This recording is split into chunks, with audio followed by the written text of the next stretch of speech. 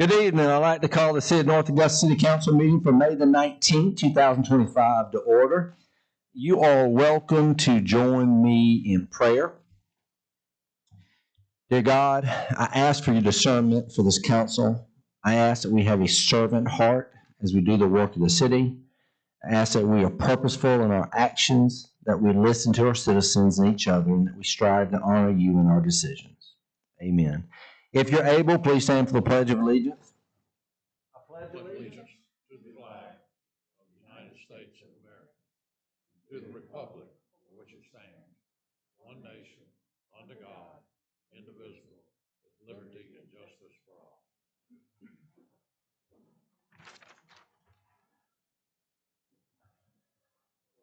All right, this is the first official roll call for our 3 new city council members. So we're going to go from my left. You state your first and last name for the record, please, sir. John Felak. Robert Freitas. Old Pat Carpenter. Britton Williams. David Buck. Dennis Briatico. Kevin Toole. All right, item 4, approval of minutes. Are there any corrections, deletions, or additions to the regular city council meeting minutes of May the 5th, 2025, or the public input session and study session minutes of May the 12th, 2025? All right, hearing none, they stand approved as distributed. Thank you. Okay, we are going to move into, at this point, new business. Item 5, selection of Mayor Pro Tem. Is there a motion to nominate someone for Mayor Pro Tem? Make a motion. You gonna say who it is? Yes, I would with honor and pleasure like to nominate Mr. Kevin Toole. And I second. All right, there's a second from Mr. Buck, a motion by Ms. Carpenter. Thank you. Council, is there any discussion? Councilman Toole, you will not vote, of course, on this. So if there's no other discussion, I'll ask for a vote. What? Just to be clear, because I want to admit, you do not have to recuse yourself. I mean, that you're a member of council, and for this, there is no provision, and you would be entitled to vote, just so that we'll have that for future information. It's not a conflict. You good? All right. All in favor? That is unanimous. All right, very good. I just want, I think, for citizens to know this is an important position. It is for me as mayor. I see the Mayor Pro Tem as being a right-hand support for me as mayor. It's important that, that Kevin, I think he understands, he's committed to what our priorities are. And we're really fortunate on this council that I could say that about these councilmen who've been here for a long time. So I think Kevin does bring a lot to the table outside council with what he does in his position, as well as his experience on council. So excited about working with the next 2 years, Kevin. With that, we're going to move into item 6, new business planning and development. Resolution number 2025-11, accepting a deed of dedication for the streets, sanitary sewer, stormwater collection, fire suppression systems, and associated easements and rights of way, along with a maintenance guarantee and letter of credit for River North Phase 4. Do I have a motion to approve this resolution? So moved. All right, Ms. Carpenter, is there a second? Second. All right, Councilman Toole, thank you. Anything you'd like to share about this, Ms. Clifford? Mr. Mayor and Council, there's no new information on this, but just as a reminder for the council members, this is a routine action that we, or you as the city leadership, move forward on when we have a development that comes into the city that the city then has the responsibility for the infrastructure therein. And this particular portion of River North is when you first come into the neighborhood. It's on the left-hand side. It is not on the riverfront side. It's a little deeper into the neighborhood, and they are now ready to deed over their items as listed in the resolution. Any questions for Ms. Clifford? I have one. Mr. Clifford, how many phases are there in River North? Is this? This is the final phase. This is it. Any citizen comments? Okay, any council discussion? one, what John was asking, usually we don't accept this till it's over, right? It's not, Oh, ma'am, that we accept this when the infrastructure is ready to come over. It doesn't need to have houses or residential units in there. Yeah. And as you've seen with different neighborhoods have different structures, if you will, where if you take something like the Maybaum neighborhood that's Austin Heights, they've got control over the whole setup, including a relationship with the home builder. And then so we're taking those deeded dedications usually a little bit later. But then when you get to River North, that's a build-to-suit neighborhood where you have different builders that'll come into that neighborhood, build things over time. So the timing of those may be different depending on the type of development you have, but this is not late or early. It's as appropriate based on the status of the development. Any other comments, discussion? All right, I'll ask for a vote. All in favor? And that is unanimous. All right, thank you. Okay, item 7, Plan and Development, Resolution number 2025-12, accepting a deed of dedication for the drainage easement for River North Phase 4. Do you have a motion to approve this resolution? So moved. Second. That's Mr. Buck, second. Mr. Toole, thank you. Anything you'd like to share about this, Mr. Cliff? Just for the council, sometimes you'll see these drainage easements in the neighborhood, but oftentimes you will not. But based on the location of this development and the location close to the river, this is something that is required. And so again, very, very much tied to resolution number 2025-11, and no other updates beyond that. Okay.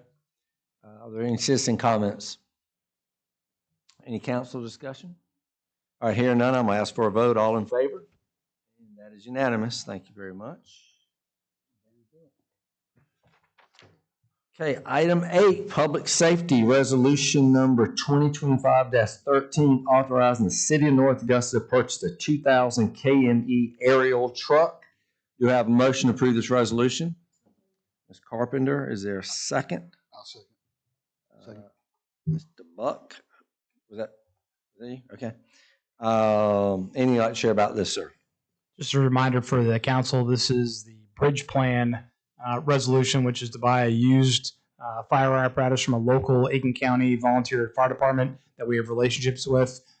Chief gave a pretty good rundown last week during the study session about the requirements that the city has. And so this would effectively replace the 1981 ladder truck until such time as we get the new trucks, if authorized by council, funded by CPSD 5. But the funding mechanism for this is Capital Projects Fund, not to exceed $145,000. Are there any citizen comments? Any council discussion? Yep, just a quick question. So this is coming out of CBTS 4, right? No, Councilman, this comes out of, this is Capital Projects Fund. Okay, Capital Projects Fund. Just want to clarify. Yep, very good. Okay, anything else? All right, I'm going to ask for a vote. All in favor? And that's unanimous. Thank you. And then item 9, resolution number 2025-14, authorizing the City of North Augusta to purchase 2 ladder trucks and a pumper. Do I have a motion to approve this resolution? Ms. Carpenter, she's a motion lady tonight. Is there a second? Second. All right, Mr. Toole.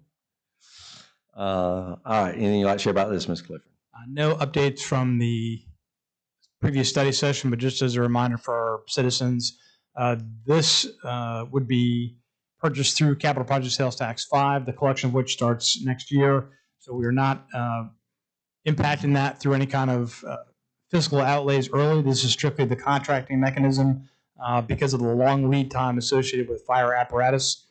And so we will not be making any payments on this until after the CPST 5 collection period begins. We also had some direct communications with Aiken County's elected leadership and appointed leadership. Just as a reminder, because we've had multiple discussions with the county about the rules associated with Capital Project Sales Tax 5.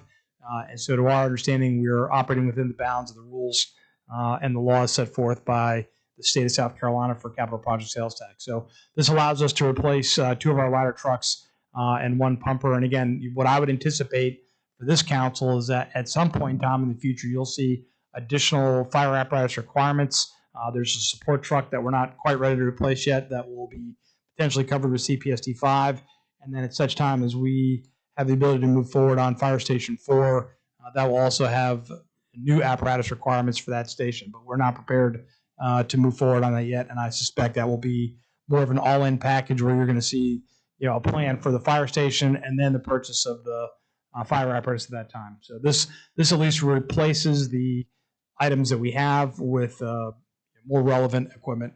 And I would defer to Chief on any of the technical aspects of the apparatus themselves, but we will be going through this through the HGAC buy purchase if approved, which is a cooperative purchasing agreement that the city is in based on its membership in the Municipal Association of South Carolina. So you won't see the 3 bids out on the city's website. This will be through the cooperative purchasing agreement through HGAC buy, which is how the city purchased the last 2 fire trucks that we procured. And just one of the things I will tell citizens who are here and folks who are watching live stream, at our study session last week, Chief Johnson did a wonderful job in this packet, fire apparatus planning. He talks through all the issues that Ms. Clifford had shared. So that's really where you will get a lot of the information that we vote on is in the study session. So if you do want to pull this up online on our city website under meeting minutes and supporting documentation, you can see exactly the planning and information that Chief Johnson has done. So it's out there. So I just wanted to do that. Are there any citizen comments? Okay. Any council discussion? We good? Mr. Buck? Yep, just one thing, Jim. So it's a 4-year lead time, correct, until we actually receive it? It's a mix of times depending on the actual apparatus. I think very broadly, I would say between 3 to 5 years is when we would expect to see some of these apparatus arrive. And we'll start making, is it yearly payments, monthly payments, whenever we start collecting the sales tax money? No, Councilman, what we'll likely do is the council will have a future decision point about whether they wish to do an early payment or whether they wish to do payment upon delivery of the rig. And as our city attorney alluded to, there's some risk associated with paying early that, if something happens to the company. But really, I think we're not prepared to make a recommendation today about early payment versus on-time payment, mostly because we still have to go through some additional capital project sales tax planning and lay out a better capital plan for the council on, what the impacts are. Is it worth saving, $100,000 or $200,000 and meet that within the overall spending timeframe that we have? Thank you. Good questions. Anything else? Yes, sir, Mr. Bronco. Chief, are these, by the time we get these, are they still going to be what you need to do the job you need to do? And are these going to be effective in the newer neighborhoods, like the new apartments they're putting down by the river where it's going to be real tight? Are you going to be able to use them effectively down there? So the first truck that we went over, the 107-foot Pierce aerial apparatus, is a stick, and it's specially built to have a single axle, so it has a shorter wheelbase so that it can get in and around those tighter spaces. So when it comes in, we're going to house it at Station 1. That way it's able to come down here to access all of these areas, but at the same time, it can still go and take care of the Knox Avenue Commercial District. And then it does take 4 years for them to come in, but this is the most up-to-date technology that they have available. Thank you, Chief. Appreciate it. Yes, sir. Good questions. All right. Anybody else? All right. I won't hear none. I'm going to ask for a vote. All in favor? That's unanimous. Very good. Thank you. Good questions. I like it. Okay. Item 10, boards and commissions. This is appointments of the Northwest Public Safety Foundation. Recommendation by mayor. I'd like to appoint Councilman David Buck, Councilman Dennis Baratico to the North Augusta Public Safety Foundation. They will replace former council members David McGee and Jennifer McCauley. Do I have a motion for those 2 nominations? So moved. Mr. Carpenter, Mr. Toole. Kelly's going to probably tell me we don't have to do this, but I'm assuming y'all probably wouldn't want to recuse yourself. All right, so I'm going to ask for a vote. All in favor? That is unanimous, 5-0. Okay. Just for citizens, this is a citizen-driven board that was formed by our council about 2 years ago, and we have 2 council representatives really as a liaison along with a representative from our public safety, which is Captain Hayes. But what's been great about this, both our foundations, is they're really citizen driven. So these gentlemen are there for guidance because the citizens are not going to always be aware of, just for example, what we've talked about today with the trucks. Not that it's used for that. I'm just saying with having council on there, they can give guidance, and then we do have that public safety representative. So that foundation guys, they're doing some really good things. They're already thinking outside the box with some initiatives. So I'm real excited about y'all being involved with that. I think you really will bring a lot to the table. So I'm excited about y'all stepping up. Thank you. Item 11 is going to be board's appointment to the North Augusta Beautification Foundation. I would like to appoint Councilman Robert Freitas to replace me on that beautification foundation. Do I have a motion? So moved.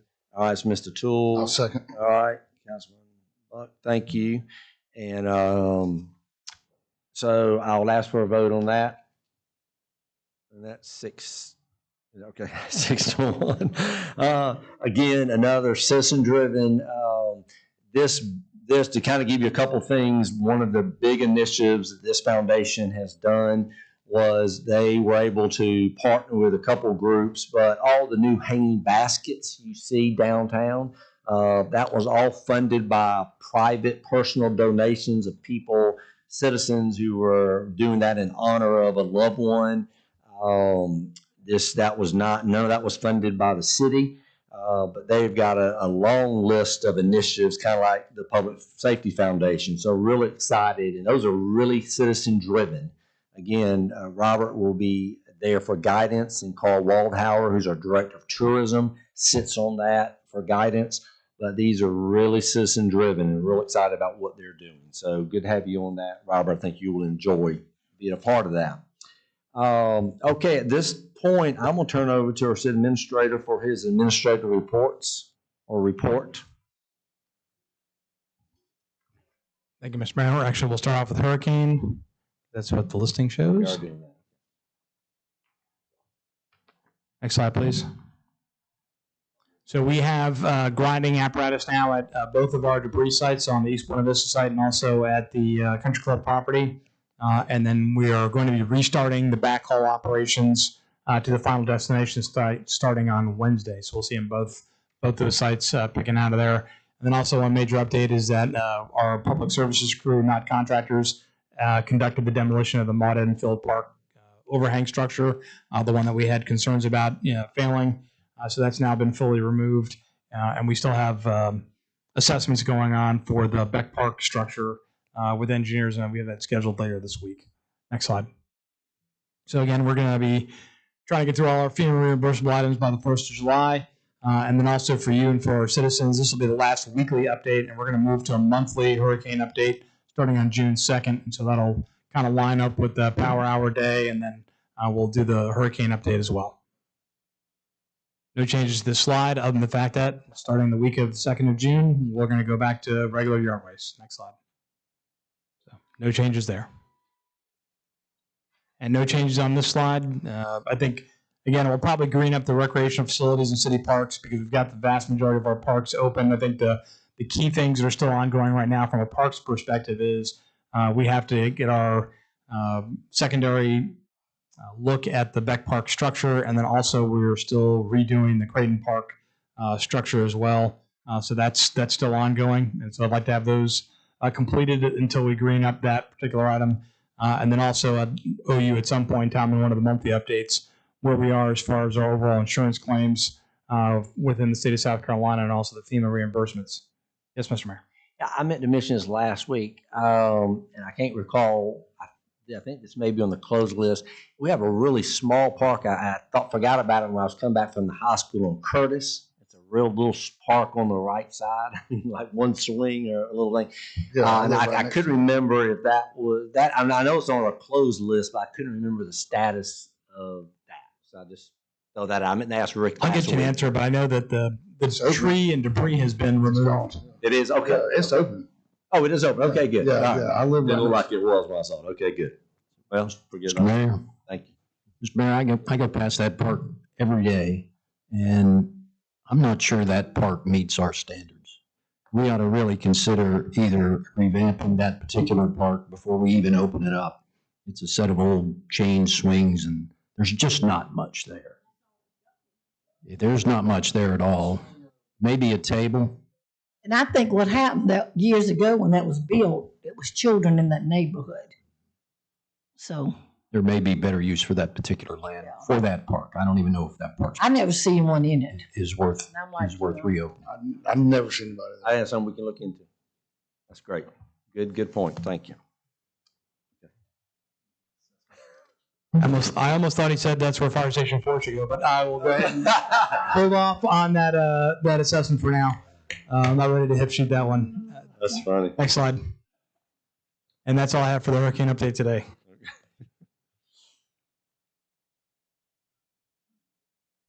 And on the utility billing, really not much news here. GovSense has had some significant technical challenges. Mayor and I have been in dialogue about that. I would tell you that until we get our next set of billing cycles out, which is the April 25th billing, which I'm recognizing is almost a month past due, the amount of customer calls that we have decreased dramatically, mostly because there's nothing to really talk about. So we've pulled out a lot of our administrative personnel out of the finance department that were additional, put them back in the original departments. And if and when we get the April 25th billing cycle out, then I suspect I'll put more folks back into finance to deal with the customer load at that point in time.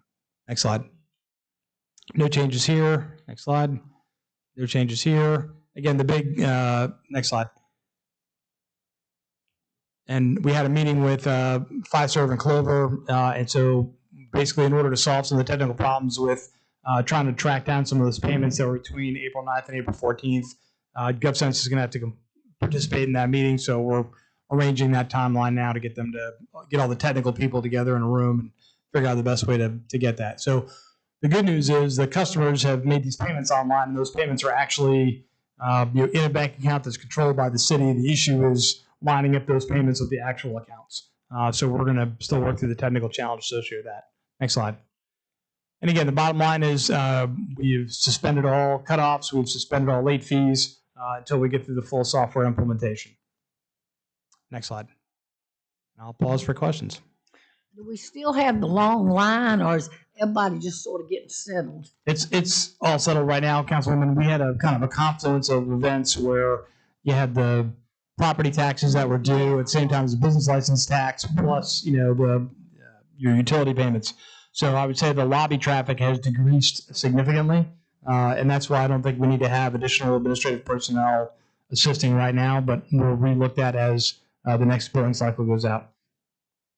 And I do have one non-utility billing reminder, which for the council is the fact that it's Memorial Day weekend coming up, and the city council will not be meeting on Monday, but you'll be meeting on Tuesday in a special called study session, and the topic will be impact fees.